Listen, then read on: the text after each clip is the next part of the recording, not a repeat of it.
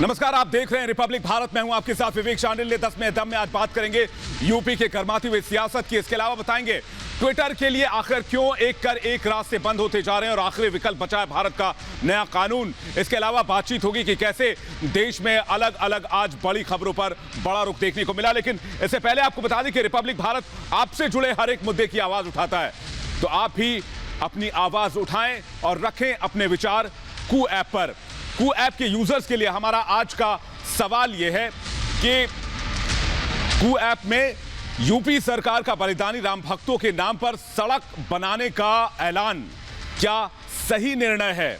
अभी जाएं कू ऐप पर, फॉलो करें रिपब्लिक भारत को और रिपब्लिक भारत को फॉलो करने के बाद इस सवाल का जवाब दें। इसका उत्तर आपको शो के अंत में दिखाएंगे। लेकिन अब सबसे बड़ी बात आज के सबसे पहली खबर की।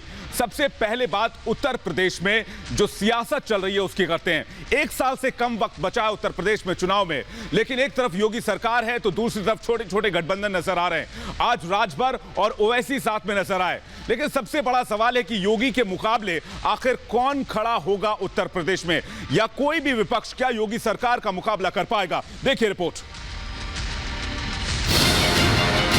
उत्तर प्रदेश की राजधानी लखनऊ में यह मुलाकात यूपी की सियासत में क्या गोल खिलाएगी ये तो आने वाला समय बताएगा। लेकिन इतना तो तय है कि जुलाई में गर्मी के अलावा बढ़ते सियासी पारे ने भी रिकॉर्ड तोड़ दिया है। 2022 में विधानसभा चुनाव में योगी से मुकाबले के लिए विपक्षी दलों ने हाथ मिलाना शुरू कर दिया है। लखनऊ में ओवैसी ने ओपी राजभर से मुलाकात की। बैठक के बाद ओवैसी ने जो कहा उससे सबसे ज्यादा बेचैनी समाजवादी पार्टी को हो गई। हम क्या गुलाम है उनके? एक बात याद रखिए, उत्तर प्रदेश में MY कॉम्बिनेशन नहीं चलेगा, A to Z अलायंस चलेगा बस। यूपी में भागीदारी संकल्प मोर्चा बनाकर ओवैसी और राजभर जनता को विकल्प देने का दावा कर रहे हैं। कई छोटी पार्टियों को साथ लाकर राजभर बार बार जीत का दावा अभी से ठोकने लग गए हैं। अभी तक ये अल्पसंख्यक पॉलिटिकल पावर किसी दूसरे को देता था, ये हराने जिताने की राजनीति करता था। अब वो समय खत्म हो गया। अब खुद जीतने के लिए स्वास्थ्य, रोजगार, नौकरी, विकास की बात, डेवलप की बात अब ये खुद करने लगा है। 403 सीटों पर चुनाव भागीदारी संकल्प मोर्चा लड़ेगा और उत्तर प्रदेश में सरकार बना के दिखाएंगे। यूपी विधानसभा चुनाव के लिए बीजेपी से लेकर कांग्रेस और समाजवादी पार्टी हर दल अपनी कमर कस रहा है। चुनाव से पहले जीत का दावा हर दल करता है, लेकिन फैसला जनता करती है। ऐसे में देखना यह होगा कि वादे और दावों के सियासी संग्राम में अगला दांव कौन खेलता है। Bureau report, Republic Bharat. Uttar Pradesh के विधानसभा चुनाव में एक साल से भी कम का वक्त बचा है, लेकिन ब्लॉक प्रमुख के चुनाव में आज क्या 2022 का ट्रेलर नजर आ गया? आइए देखते हैं।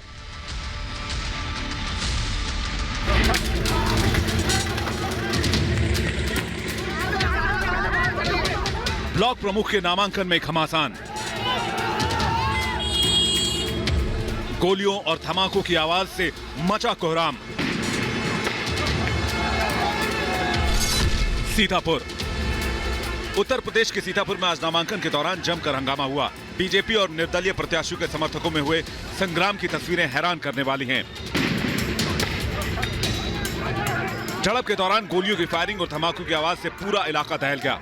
कुछ समय के लिए किसी को समझ नहीं आया कि आखिर हो क्या रहा है। हर कोई अपनी जान बचाने के लिए इधर उधर भागने की कोशिश कर रहा था। नामांकन के दौरान शुरू हुई झड़प के दौरान पुलिस के सामने ये घमासान चलता रहा। इस झड़प में 3 लोग गंभीर रूप से घायल हुए। हंगामे के बाद गुस्साए लोगों ने NH24 पर जाम लगा दिया। झांसी, हंगामे और पत्थरबाजी की तस्वीरें झांसी की है। यहां भी नामांकन के दौरान समाजवादी पार्टी और बीजेपी समर्थकों में झड़प हो गई। पुलिस ने किसी तरह नामांकन करने आए प्रत्याशी को सुरक्षित निकाला। संभल की सड़कों पर भी पुलिस ने समाजवादी पार्टी के कार्यकर्ताओं पर लाठीचार्ज किया। नामांकन के दौरान समाजवादी कार्यकर्ताओं की SDS से नोकझोंक हो गई, जिसके बाद हालात को काबू करने के लिए पुलिस को बल प्रयोग करना पड़ा। रायबरेली में भी आज ब्लॉक प्रमुख पद के लिए नामांकन के दौरान हंगामा हुआ। प्रत्याशियों के समर्थकों के बीच झड़प इतना बढ़ गया कि मौके पर भारी संख्या में पुलिस बल को तैनात करना पड़ा।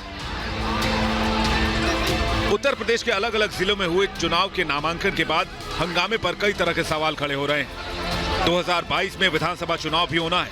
अब सवाल यह है कि इस तरह के हंगामे के बाद क्या आसानी से चुनाव कराए जा सकते हैं?। 「 Bureau report, Republic Bharat. 「 」 Bureau report, Republic Bharat. 「 " 」 " 「 " " 「 " " " " 「 " " " 「 " " " 「11 जुलाई को विश्व जनसंख्या दिवस के मौके पर योगी सरकार नई जनसंख्या नीति लेकर आने वाली है। तो क्या इसे जनसंख्या कानून के दिशा में एक इशारा माना जाए? हमारे यहां बेतहाशा जो जनसंख्या विस्फोट हो रहा है, ये जनसंख्या विस्फोट हमारे लिए, हमारी आने वाली पीढ़ी के लिए अनेक नए संकट पैदा करता है।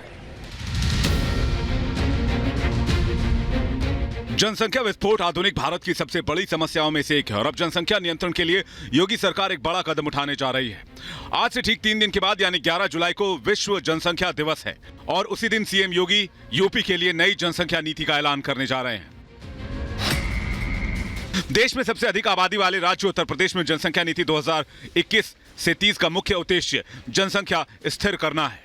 इसके अलावा नई जनसंख्या नीति के जरिए राज्य में नवजात मृत्यु दर और मातृ मृत्यु दर में भी कमी करने की कोशिश की जाएगी। नई जनसंख्या नीति के तहत किशोरों और बुजुर्गों का सही देखभाल और पोषण का भी ख्याल रखा जाएगा। खबर है कि नई जनसंख्या नीति के तहत अगर परिवार में 2 से ज्यादा बच्चे होते हैं तो उन्हें सरकारी सुविधाओं और योजनाओं से वंचित किया जा सकता है। खुद पीएम मोदी भी कई बार जनसंख्या विस्फोट को समस्या बता चुके हैं। साल 2019 में दूसरी बार प्रधानमंत्री बनने के बाद पीएम मोदी ने लाल किले से जनसंख्या नियंत्रण को राष्ट्रभक्ति बताया था। हमारे देश में आज भी स्वयं प्रेरणा से एक छोटा वर्ग परिवार को सीमित करके अपने परिवार का भी भला करता है और देश का भला करने में बहुत बड़ा योगदान देता है। ये सब सम्मान के अधिकारी हैं, ये आदर के अधिकारी हैं, जिनका उनका जितना सम्मान करें, छोटा परिवार रख के भी वो देशभक्ति को ही प्रकट करते हैं। पीएम के इसी संदेश को अब सीएम योगी अमली जामा पहनाने की कोशिश कर रहे हैं। Bureau report, Republic Bharat. Yogi सरकार कार सेवकों का सम्मान करना चाहती है, लेकिन विपक्ष इसमें सियासत देखता है। आखिर क्यों कार सेवकों के सम्मान पर सियासत शुरू हो गई है उत्तर प्रदेश में? आइए जानते हैं। मंगल भवन अमंगल हारी। राम नाम पर हुए कुर्बान, अब हुआ सम्मान। योगी का ऐलान, नहीं भूलेंगे बलिदान। कार सेवकों के सम्मान से विपक्ष को मिर्ची क्यों? 2 नवंबर 1990 इस दिन अयोध्या की गलियों में वो हुआ था जिसकी मिसाल आजाद भारत के इतिहास में ढूंढने से भी नहीं मिलेगी। 3 दशक पहले हुए उस नरसंहार पर सियासत तो खूब हुई, लेकिन जिन माओं ने अपने बेटे और बहनों ने अपने भाइयों को खोया, उनको सम्मान देने का काम पहली बार योगी सरकार में हो रहा है। एक तरफ अयोध्या में राम मंदिर का निर्माण पूरी रफ्तार से हो रहा है, तो दूसरी तरफ योगी सरकार ने उन लोगों को श्रद्धांजलि दी है जिन्होंने राम लला के लिए अपनी जान कुर्बान कर दी। बलिदानी राम भक्त हैं, चाहे वो 30 अक्टूबर 90 हो, चाहे 2 नवंबर 90 हो, जो बलिदानी राम भक्त हैं उनके घर तक की सड़क को भी कार सेवक मार्ग के नाम से हम बनाएंगे और उसमें वह बलिदानी जो राम भक्त हैं उनका नाम भी लिखेंगे, उनका फोटो भी लगाएंगे। मारे गए कार सेवकों के नाम पर उनके घर तक योगी सरकार सड़क बनवाएगी। ये वो लोग हैं जिन पर अयोध्या में मुलायम सरकार ने गोलियां चलवाई थी। कार सेवकों पर गोली चलवाने वाले मुलायम सिंह ने खुद ये बात मानी थी कि फैसला उनका था। खुद को मुसलमानों का सबसे बड़ा रक्षक बताने वाली समाजवादी पार्टी ने इस मुद्दे पर राजनीति भी खूब की, लेकिन जब योगी सरकार ने सम्मान का ऐलान किया तो विपक्ष भड़क उठा है। जैसे ही चुनाव आता है, भारतीय जनता पार्टी जाति धर्म की राजनीति का खेल शुरू कर देती है। उन गरीबों के विषय में वो सोचें जिनके दरवाजे तक अभी रास्ते नहीं गए हैं। बीजेपी के लोडर लोग हैं ना, तो बीजेपी की भाषा बोलते हैं, बीजेपी का काम करते हैं। सरकारी आंकड़ों के मुताबिक नरसंहार में 16 कार सेवकों की मौत हुई थी, लेकिन रिपब्लिक भारत के पहले स्टिंग ऑपरेशन में यह खुलासा हुआ था कि कार सेवकों की मौत के आंकड़े छिपाए गए। 8 आदमी गन शॉट इंजरी से दिखाए गए थे और 42 गन शॉट से मरे थे और 42 आदमी घायल दिखाए थे। साफ है कि रामलला का अपमान कर खुद को एक समुदाय का भगवान बताने वाला विपक्ष योगी सरकार के इस फैसले से बेचैन है। 3 दशक पहले की गलती को आज योगी सरकार सुधारने की कोशिश कर रही है, तो विपक्ष इस पर भी सवाल उठा रहा है। Bureau report, Republic Bharat. और अब बात करते हैं ट्विटर की। ट्विटर के लिए एक एक कर देश में रास्ते बंद होते जा रहे हैं। एक तरफ ट्विटर ने नए कानून पर आनाकानी की तो नई सूचना प्रौद्योगिकी मंत्री अश्विनी वैष्णव ने साफ कर दिया कि ट्विटर को कानून मानना होगा क्योंकि देश में कानून सबसे ऊपर है। नए आईटी नियमों पर ट्विटर की मुश्किलें कम होने का नाम नहीं ले रही। सरकार के अंटा से बचने के लिए दिल्ली हाईकोर्ट की शरण में गई ट्विटर को अदालत ने जोर का झटका धीरे से दिया। हाईकोर्ट ने अपने आदेश में साफ कहा कि ट्विटर को हाईकोर्ट से संरक्षण नहीं मिलेगा। अगर ट्विटर ने कानून का उल्लंघन किया तो सरकार कार्रवाई करेगी। केंद्र सरकार कोई भी फैसला लेने के लिए स्वतंत्र है। जिस तरह से पिछले 2 सुनवाई के दौरान हाईकोर्ट ने बुरी तरह से ट्विटर को फटकार लगाई, उसको देखते हुए अब सिर्फ एक विकल्प बचता है कि वो ग्रीवांस अधिकारी की अपनी अपॉइंटमेंट करे और जो नए आईटी रूल हैं उनको कैसे लागू करना है ये अदालत को बताए। इसके अलावा ट्विटर के पास अब कोई चारा नहीं है। साफ है कि अदालत ने ट्विटर को किसी भी तरह की राहत देने से इनकार कर दिया है। इससे पहले ट्विटर ने गुरुवार को दिल्ली हाईकोर्ट से कहा था कि वो 8 हफ्तों के भीतर शिकायत अधिकारी की नियुक्ति करेगा। ट्विटर ने कोर्ट को यह भी बताया कि भारत में संपर्क कार्यालय बनाया जा रहा है। अब इस मामले में 28 जुलाई को अगली सुनवाई है। एक तरफ ट्विटर को अदालत से झटका लगा तो दूसरी ओर नए सूचना और प्रौद्योगिकी मंत्री अश्विनी वैष्णव ने पद संभालते ही ट्विटर को चेतावनी दे डाली। अश्विनी वैष्णव ने कहा कि देश का कानून सबसे ऊपर रहेगा। देश के कानून के साथ सभी को उसका पालन करना चाहिए। जो देश का कानून है, देश का कानून सबको पालन करना चाहिए। नए आईटी कानूनों पर ट्विटर की आनाकानी के बाद केंद्र सरकार के सख्त रवैये से साफ है कि आने वाले समय में ट्विटर को तेजी से नए कानून को लागू करने होंगे या फिर सरकार की कार्रवाई के लिए तैयार रहना होगा। Bureau report, Republic Bharat. 7 साल में प्रधानमंत्री ने अब तक का सबसे बड़ा कैबिनेट विस्तार किया तो विपक्ष सवाल उठाने से बाज नहीं आया। विपक्ष ने कैबिनेट विस्तार को लेकर सवाल पूछे हैं।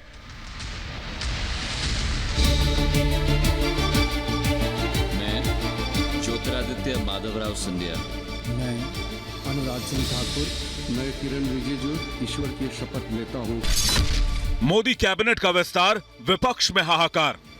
यस सर वाला जो है वो पूरा का पूरा कल्चर जो है वो लाने की कोशिश की जा रही है। एक विफल मंत्रिमंडल फेरबदल है, इससे ज्यादा और कुछ नहीं। खोता हुआ विश्वास और बिखरता हुआ जनाधार अब भारतीय जनता पार्टी बचाने का काम कर रही है। पीएम मोदी ने नई चुनौतियों के लिए नई टीम तैयार की तो यह बदलाव विपक्ष को रास नहीं आया। सरकार के विस्तार से विपक्ष में हाहाकार मच गया है। केंद्र की नई टीम की काबिलियत को देखने के बजाय विपक्ष सवालों का डंका पीट रहा है। शुरुआत आम आदमी पार्टी ने की।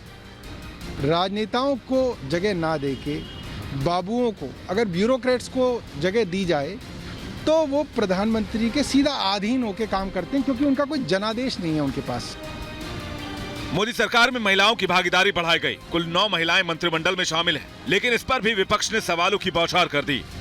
सीताराम येचुरी ने ट्वीट कर लिखा, मोदी की प्रचार टीम का कहना है कि इस कैबिनेट विस्तार में महिलाओं की सबसे ज्यादा भागीदारी है। पिछले 7 साल में कई अधूरे वादों में महिला आरक्षण बिल भी है जो यूपीए के दौरान राज्यसभा में पारित हुआ। आप ये कानून क्यों नहीं बना रहे पीएम मोदी? युवा मुख्यमंत्री की बात करने वाले समाजवादी पार्टी के नेताओं ने युवा मंत्रियों की नियुक्ति पर ही सवाल उठाना लाजमी समझा। अनुराग ठाकुर जी को इन्होंने पदोन्नति कर दी है, मुझे समझ में नहीं आया ये क्या सोच के किया है। कुल मिला के अपनी विफलताओं का ठीकरा मोदी जी ने अपने नेताओं के ऊपर, अपने मंत्रियों के ऊपर डाल दिया है। राष्ट्रवादी कांग्रेस भी सवाल उठाने में पीछे नहीं रही। नवाब मलिक ने कहा कि टीम को नहीं, कप्तान को इस्तीफा देना चाहिए और नई कैबिनेट पर चुटकी भी ली। महाराष्ट्र से बहुत सारे लोगों के नामों की चर्चा थी, लेकिन जो बीजेपी में सालों साल काम करते रहे उन्हें दरकिनार किया जा रहा है। बारी विपक्ष की थी तो कांग्रेस भी कहां चूकने वाली थी। श्री नरेंद्र मोदी को ये लगता है कि उनकी पार्टी के जो कार्यकर्ता हैं वो सरकार नहीं चला सकते। सरकार में जो टैलेंट और बेंच स्ट्रेंथ की कमी है, जो पहले भी थी और अभी है, वो पूरी तरह से उजागर हुई है। कहीं ना कहीं दरकती हुई जमीन और खोता हुआ विश्वास केंद्र सरकार का, और यही कारण है कि आज सफल करना पड़ा। बहरहाल बदलाव या विस्तार प्रधानमंत्री का विशेषाधिकार है और बदलाव कई बार जरूरत भी होती है। इस बदलाव के पीछे नई चुनौतियां, नई सोच, नए आयाम साफ नजर आते हैं। लेकिन नए कैबिनेट के काम को देखे बगैर उस पर सवाल उठाना क्या विपक्ष की खोखली राजनीति और मुद्दों का अभाव नहीं दर्शाता? Bureau report, Republic Bharat. और पाकिस्तान के प्रधानमंत्री इमरान खान दिन में सपने देखने लगे हैं। तालिबान के सहारे आतंकवादियों को फलने फूलने के लिए पाकिस्तान की जमीन से वो तालिबान को बढ़ाने के सपने देख रहे हैं।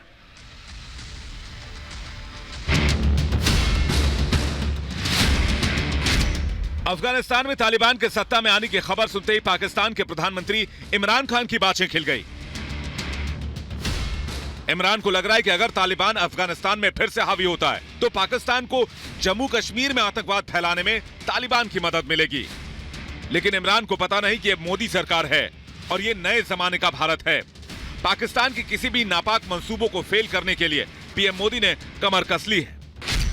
पाकिस्तान की हवा टाइट करने के लिए विदेश मंत्री रूस के दौरे पर हैं, लेकिन रूस जाते समय अचानक विदेश मंत्री ईरान पहुंच गए। ईरान के विदेश मंत्री जावेद शरीफ के साथ उन्होंने मुलाकात की। अफगानिस्तान के भविष्य में भारत और ईरान की अहम भूमिका है। ईरान के बाद रूस के दौरे पर पहुंचे एस जयशंकर। तालिबान और अफगानिस्तान के मुद्दे पर जोर दिए जाने की खबर है। 11 सितंबर को अफगानिस्तान से पूरी तरह लौट जाएगा अमेरिका। माना जा रहा है कि रूस अफगानिस्तान के भविष्य के निर्माण में अहम भूमिका निभा सकता है। इससे पहले जयशंकर कतर भी गए थे, जहां उन्होंने कतर के विदेश मंत्री से मुलाकात की। कतर वही जगह जहां पर तालिबान के शीर्ष नेताओं ने एक डील पर हस्ताक्षर किया था। आपको बता दें कि भारत ने अफगानिस्तान में अरबों डॉलर का निवेश भी कर रखा है।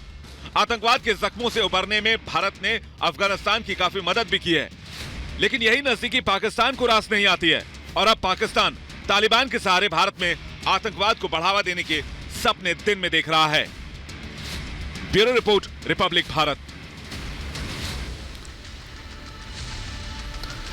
और अब बात करते हैं आज के कू ऐप पर पूछे गए हमारे सवाल की। कू ऐप के यूजर्स के लिए हमने आज सवाल पूछा था कि क्या यूपी सरकार का बलिदानी राम भक्तों के नाम पर सड़क बनाने का ऐलान एक सही निर्णय है? जोर शोर से लोगों ने इस पोल में हिस्सा लिया और 98% लोगों ने हाँ में जवाब दिया है, 2% लोगों ने ना में जवाब दिया है। यानी योगी सरकार के फैसले को जनता सही मानती है, लेकिन फिर भी विपक्ष इस पर सवाल उठा रहा है। बहरहाल वक्त एक ब्रेक का है। ब्रेक के बाद बड़ी खबरों के साथ फौरन लौटेंगे। देखते रहिए रिपब्लिक भारत।